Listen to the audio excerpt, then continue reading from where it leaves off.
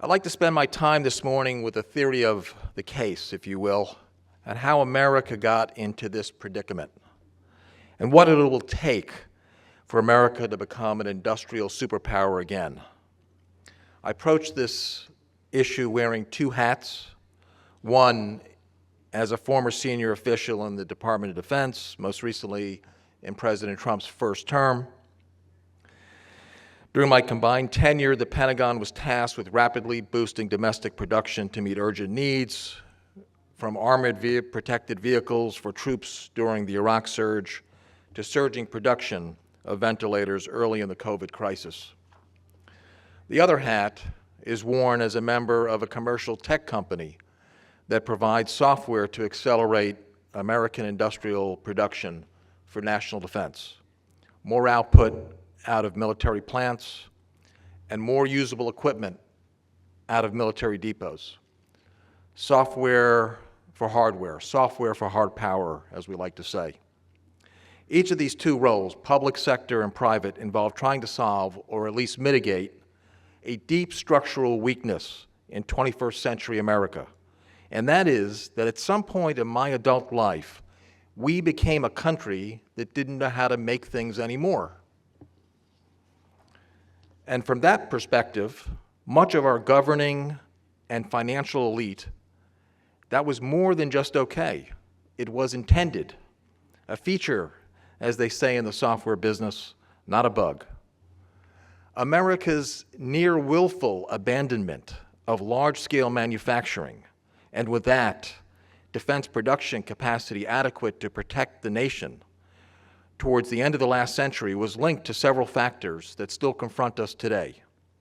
Indeed, the broader economic, social, and political factors that made America such a hostile place to keep a factory running, much less open a new plant, were also hostile to those things that make a society healthy writ large: family formation, civic engagement, religious observance, respect for tradition, and more. All top of mind at this conference and for conservatism writ large. For everyone here, the goal should be not just to do away with bad policies and support new ones, what President Trump is finally getting a chance to do in his second term, but to fully dispensing with the underlying mindset that introduced those abysmal policies in the first place. Consider that not too long ago, the American people were the dominant, unstoppable force as creators, innovators, and builders.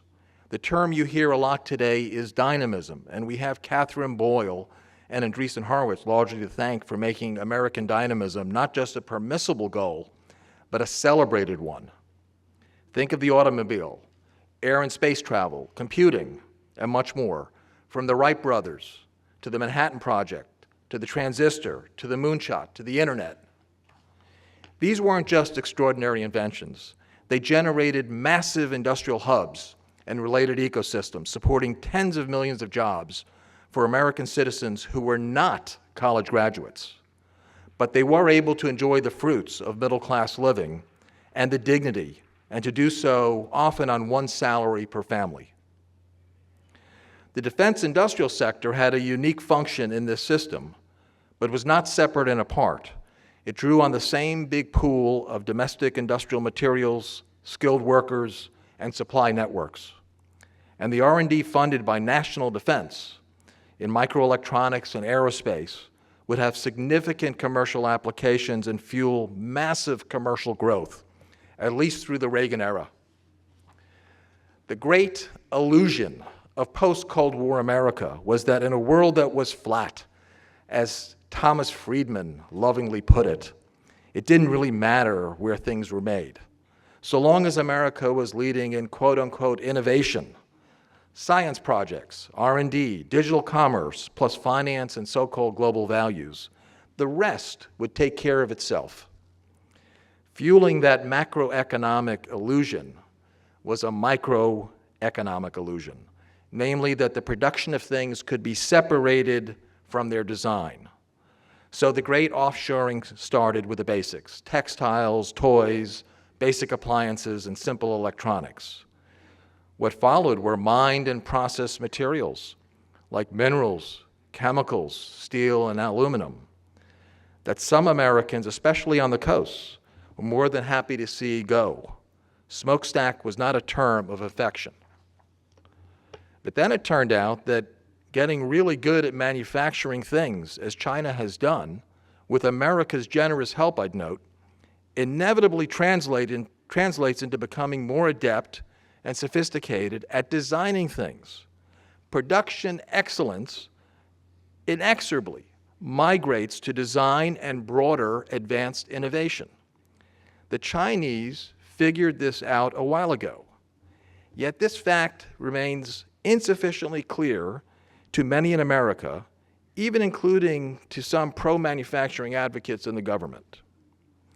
What started with T-shirts, Barbie dolls, and digital watches ended up with China's growing mastery of semiconductors and advanced batteries. These are very much the operating systems and power sources of modern life.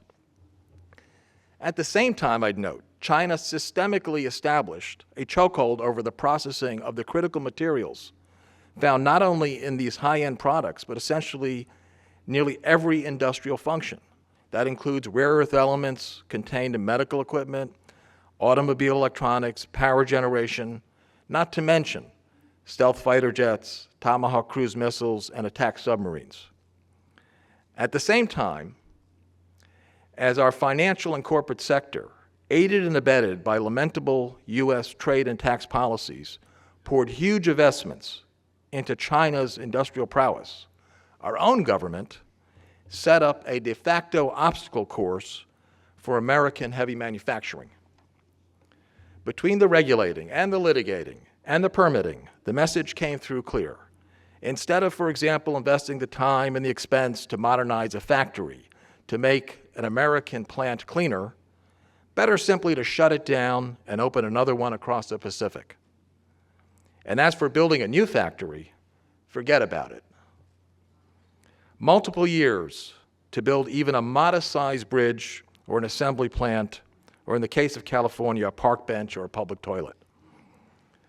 The same no-build mindset hamstrung construction of plants, power lines, and other infrastructure needed for plentiful, affordable electricity, the sine qua non of a broadly shared prosperity. Commensurate with the slide of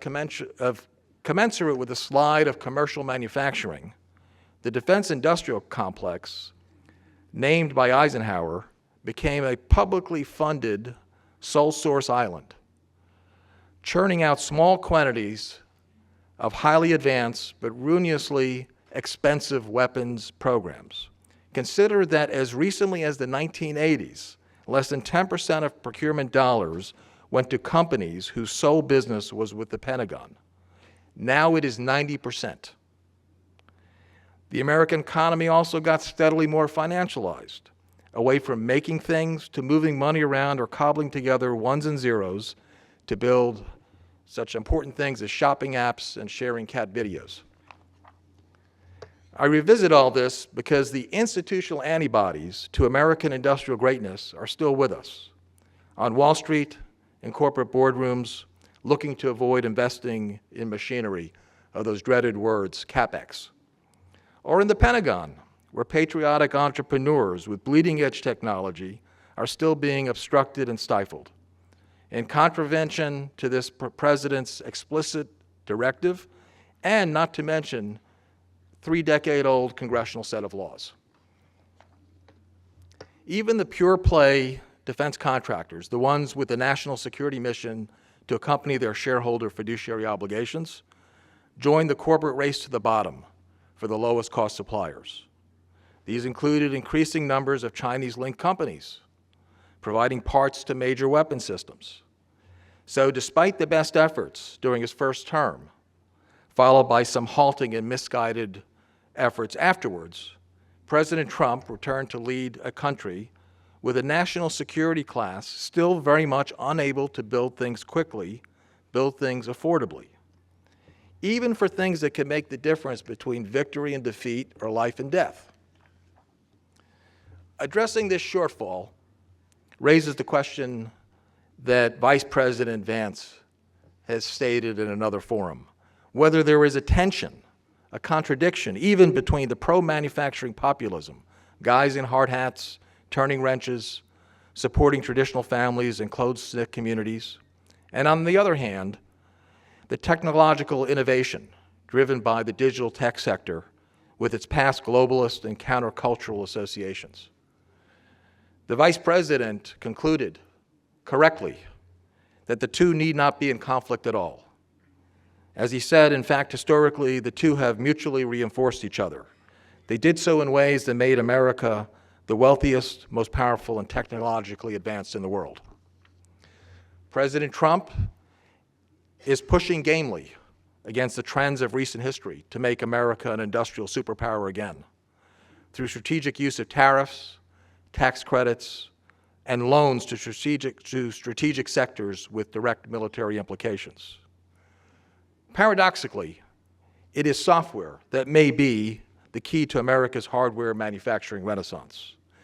We found that artificial intelligence makes industrial production processes massively more effective, efficient, and affordable, and thus more viable within America's borders to sustain dignified American livelihoods, whether it's to build a new container ship or a ballistic missile submarine, to build out and secure robust supply chains for automobiles or unmanned vehicles, for advanced batteries or advanced munitions. 21st century manufacturing will differ fundamentally from its antecedents, most notably in the use of robotics and digital systems to accelerate output and grow the base of high-paying manufacturing jobs. It does not require the equivalent of a moonshot, which involved inventing new technologies and consuming a significant share of America's GDP, but it does require a combination of targeted incentives that shift the underlying market dynamics toward domestic production of the most essential materials, parts, and products. I'll close by repeating that as important as the right policies are, the right mindset is equally crucial. One that embraces, respects, and gets out of the way of inventors and builders among us. And one that has the wisdom to recognize that American greatness is inseparable from the industrial prowess it drives and delivers. Thank you.